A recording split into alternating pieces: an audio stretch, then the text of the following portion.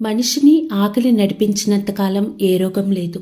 ఆశ నడిపించడం మొదలుపెట్టాకే అన్ని రోగాలు వచ్చాయి. 20 ఏళ్ళు ఒక ఇంట్లో అల్లారు ముద్దుగా పెరిగిన అమ్మాయి నెక్స్ట్ 80 ఏళ్ళు బ్రతకడానికి నిన్ను నమ్మి నీతో వచ్చేసిందంటే తనని నువ్వు ఎంత ముద్దుగా చూసుకోవాలి.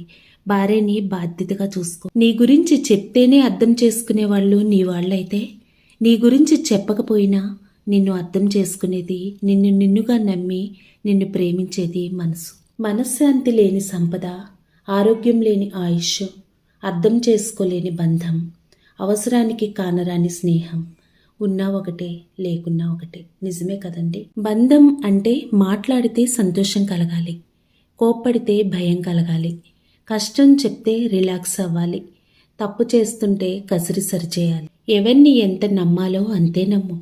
మనోళ్లే కదా అని అతిగా నమ్మితే మోసం రుచి చూపించి జీవితంలో కోలుకోలేని దెబ్బతీస్తారు. జాగ్రత్త. ఊరికినే అమ్మను కసురుకోకు. ప్రపంచమంతా నిన్ను కసురుకున్నా అక్కున చేర్చుకునేది అమ్మ మాత్రమే. పుస్తకం చూస్తున్నప్పుడు అన్నీ వచ్చినట్లే ఉంటాయి, కానీ పరీక్ష రాస్తున్నప్పుడే నీకెంత వచ్చో అర్థమవుతుంది. అలానే జీవితం బాగున్నప్పుడు నువ్వు బలవంతుడివే అనిపిస్తుంది, కానీ కష్టం వచ్చినప్పుడు తెలుస్తుంది నీ బలమెంతో. నిజమే కదా మిత్రమా? జీవితం ఓ అందం, అనుభవించు. జీవితం ఓ వాగ్దానం, నెరవేర్చు. జీవితం ఓ అవకాశం, సమర్థవంతంగా నిర్వర్తించు మిత్రమా.